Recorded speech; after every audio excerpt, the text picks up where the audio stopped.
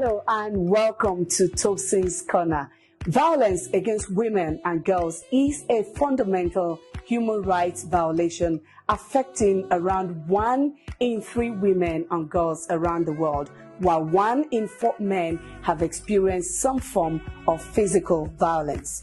Globally, 81,000 women and girls were killed in 2020. Around 47,000 of them, 58%, died at the hands of an intimate partner or a family member.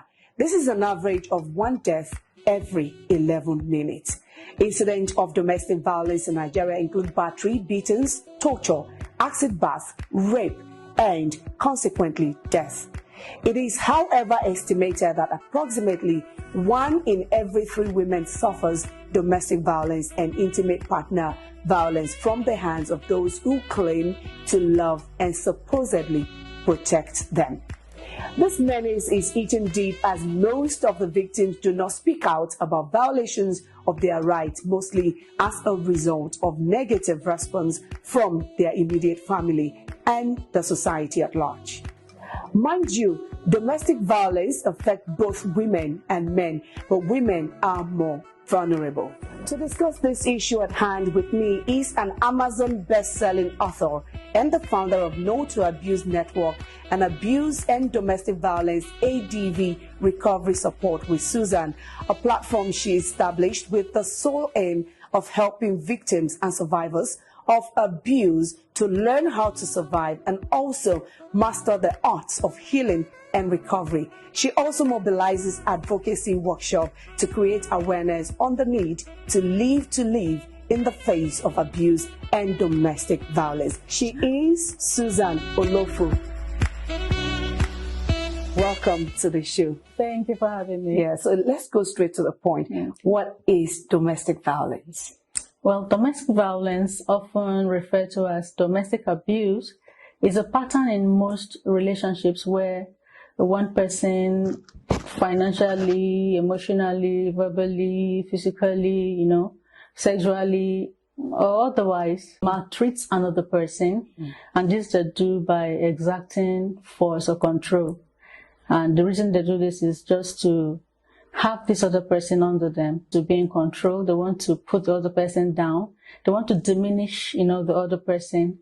And this phenomenon is actually very rampant in our society today. We have it in families, we have it in the workplace, we have it, where you have relationships of any kind. It could be biological, it could be non-biological, meaning a father can be abusive to his children, and a mother too can abuse her children. It could be between the intimate partners. That's why we have intimate partner violence, which is very rampant today, especially in our society. You see husbands abusing wives, wives abusing husbands, and it's really something bigger than what we know, what we want to admit or talk about.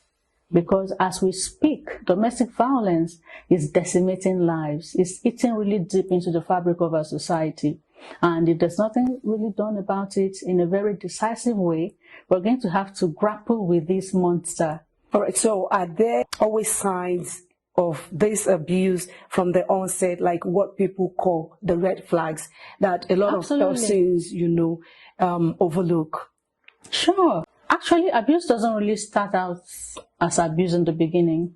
You can be in a relationship with someone and the person is able to, hide under the facade of a wonderful personality.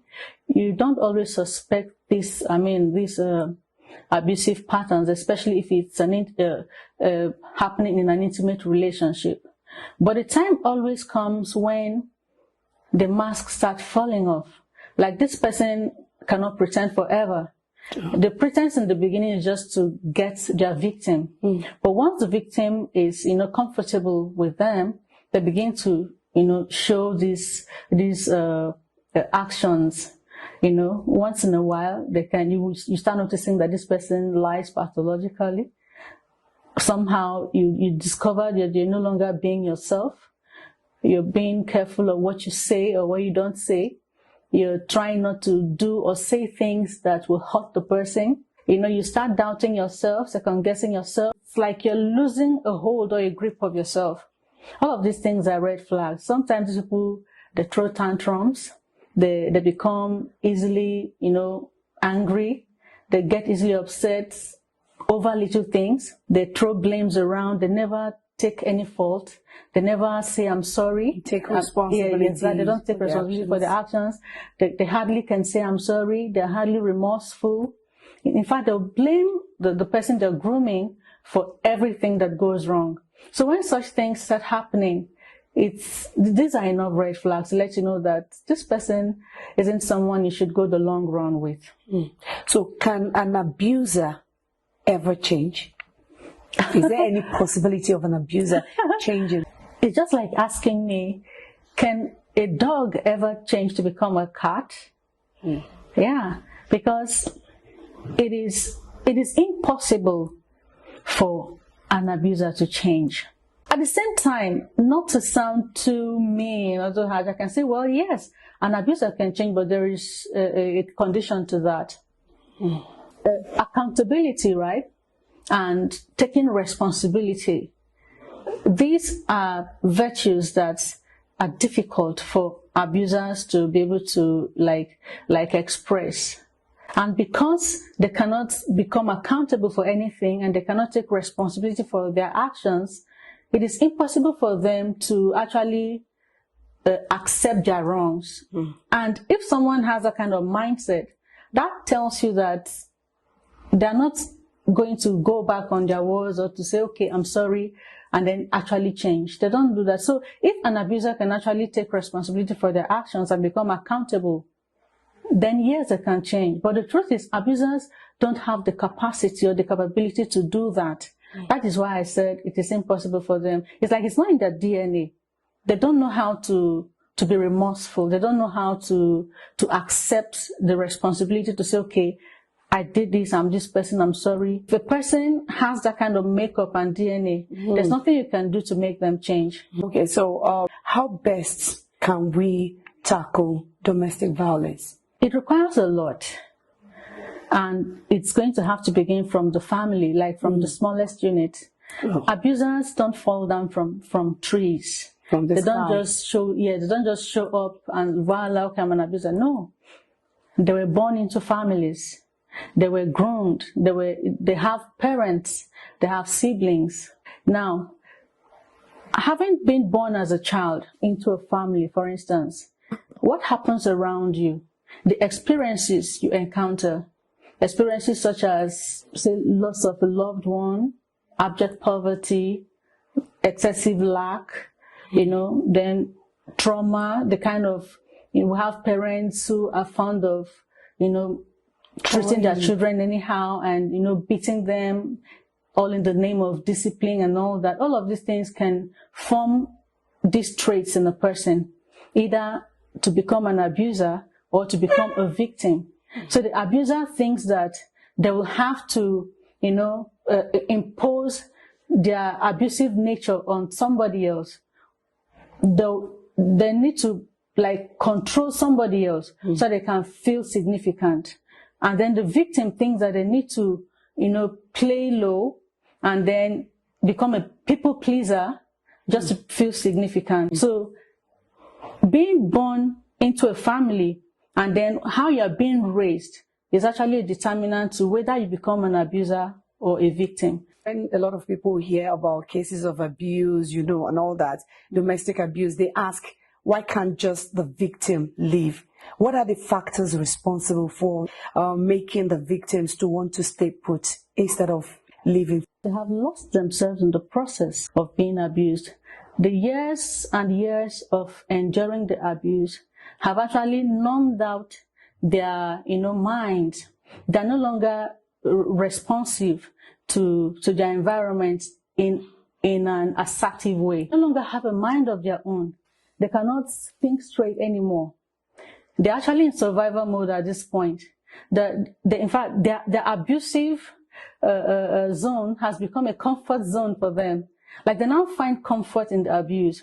And this is because of having endured a long time of trauma. Now, what happens is that this forms a kind of trauma bond. The trauma bond is I'll call it an invisible connection, an invisible cord that connects the victim to their abuser. It's like umbilical cord. Something like that. And the trauma bond, it was formed out of, the different experiences of, the highs and the lows, the bitter and sweet. Today you're being treated nicely. You're like, wow, this is heavenly. And then the very next moment, you're being battered. You're being, dehumanized. You're being, like you're losing yourself. So while you're wondering, is this what I signed in for? The next moment, you're being love bombed again. So it's like you keep hoping that things will get better. While this is happening over the span of months and years, the trauma bond is being formed. So at the end of the day, this victim finds it difficult to disconnect from the abuser, because in the process of time also, we have discovered that the abuser makes sure that they isolate their victims from people. So instead of looking out to maybe friends or family, you're looking at the abuser as your life support system and all that. So it's really difficult for them to leave. And that is why at the end of the day, most of these people come up with different reasons why they can't leave. They might say they can't leave because of the children. I tell them you need to leave because of the children. Because you have to live for them. Yes, because you have to live for them. Sometimes it's the fear of stigmatization.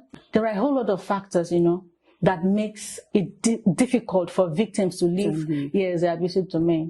Who suffers the most in an abusive relationship or marriage? Everybody suffers, really.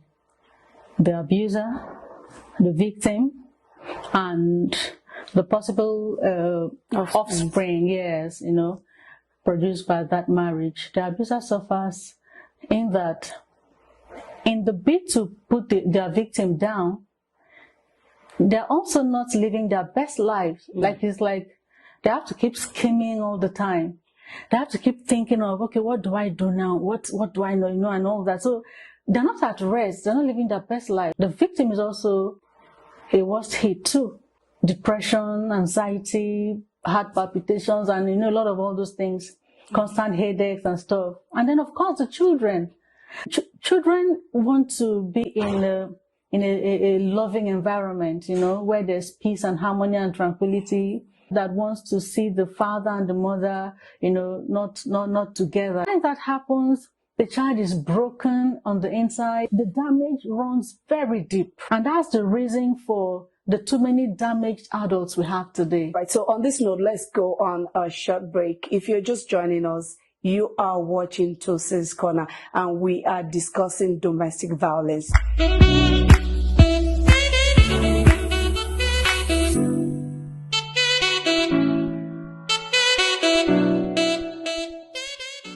So statistics about domestic violence show that women are more often, hit than men. And what some other persons argue that it is not so, that it's vice versa. What is your take on this? Actually, to start with, abuse is not gender specific. A lot of people, when you say abuse or domestic violence, all that comes to the minds of people is, a woman being battered by the husband, or a girlfriend being battered by the boyfriend. No.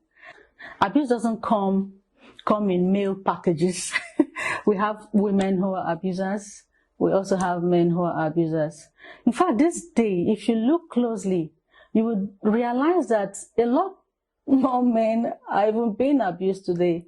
I think the problem is because of the culture of, is it silence, or I don't know what to call it right now. Like, the men find it difficult to come out and speak about exactly. it. And cases like that are also underreported. Exactly. Because men are afraid of what people exactly. say. When you come out as a man to say you're being abused, you're going to be laughed at, like, he's not a man, he's trying to marapa. Like, you can't. They want to keep that ego. Macho, yes, and their ego and all that.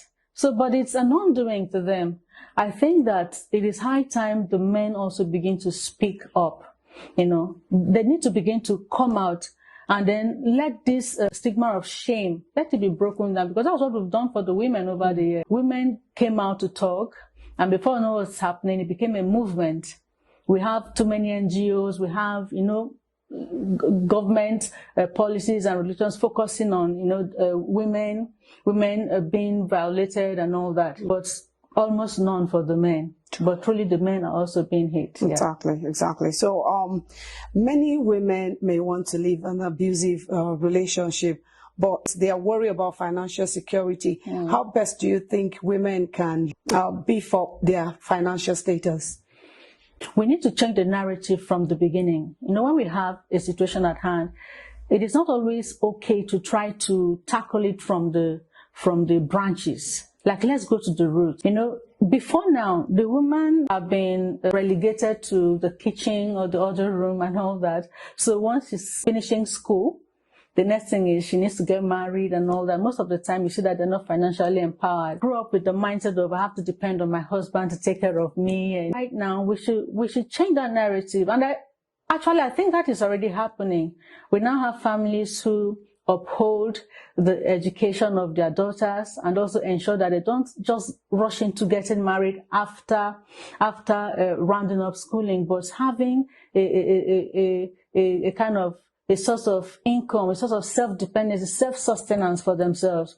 So that way, you're not going into a marriage bringing nothing to the table. You're not going to the marriage expecting to be taken care of. You're not going into a relationship thinking that, okay, well, this is just me, take me as I am. And then, so you get anything that comes to you. Women should take self-education and self-sustenance as a matter of priority. Get something doing. Also self-improvement. Yes, self-improvement. Make friends, good, profitable friendships and relationships. Don't allow yourself to become an island. Reach out to other people, learn new things, start a business, go to school, like do anything you can to improve yourself. That's the only way you can actually become abuse-free, really. Right. Yes, and sorry to cut you. If you're already maybe a victim of abuse or have experienced abuse, the best way to also break free is to try and outgrow that situation or that person or that abuser. And this is the only way you can go about it. Now, abusers are unethical people. They don't respect rules and regulations. They are lawbreakers. In fact, they are a law to themselves. They don't understand the culture of honor or respect. They don't go by the rules. They lie a lot. They are ungrateful people. They are chronic validation seekers. They want to be held in esteem, high esteem, full of pride. They have this grandiose sense of self.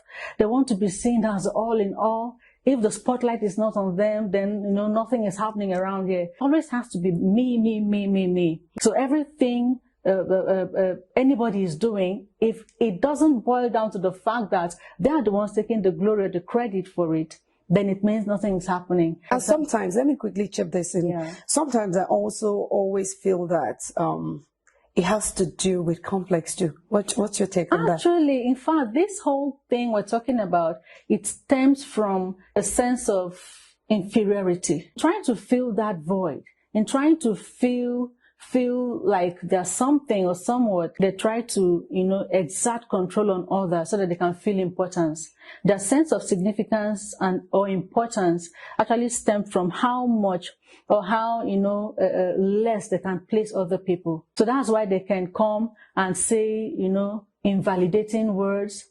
They can be very dismissive. They try to just shut you down. They're very deceptive. You can't really have a wholesome, healthy conversation with them. Yeah, you can't rely on them. And like I said, they lie a lot too. So they can twist words, they can analyze, they're very analytical. Anything you say can be used against you. They can twist whatever you say out of context, out of meaning, just to suit their own agenda and begin to think, okay, I'm the one who is the crazy one here. What you're saying is okay, but because you must not have the last word on anything, so they won't take it. And at the end of the day, you start feeling like, okay, maybe I am the one at fault. Yes. So these are the traits. You find them in people. If you pay attention, you would discover these things in people very easily. Because come to think of it, if every abuser shows up, with a band and waving in like, hey, I'm an abuser, would anybody go? Of course. nobody would go into a relationship with them or have them around. Sometimes it might take years to even discover who these people really are. The truth is, you get to see the signs. The signs are always there. At the initial stage, when one notices all these signs that you have mentioned, what is the best advice you have for such person? Is it to stay or to go? Truth is, once you notice the signs, you should take the next available flight out of the relationship. Out of the relationship. All right, you heard that. My guest on the show today has been Pastor Susan Olofu. She is an Amazon best-selling author and the founder of No to Abuse Network, and Abuse and Domestic Violence ADV Recovery Support with Susan. Thank you so much for joining us on the show today. I am Tosin Obiakeme.